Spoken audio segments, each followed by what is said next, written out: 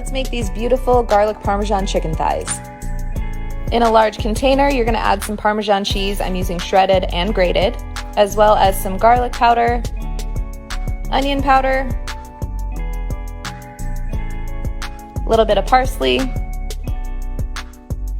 and then you just add the chicken to the bag and shake it all up.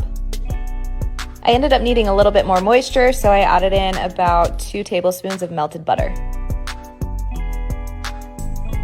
We are air frying these 390 degrees for about 18 minutes or until your chicken reaches 165 degrees. These came out golden and beautiful and super, super moist. 10 out of 10, highly recommend. I hope you make it. Enjoy.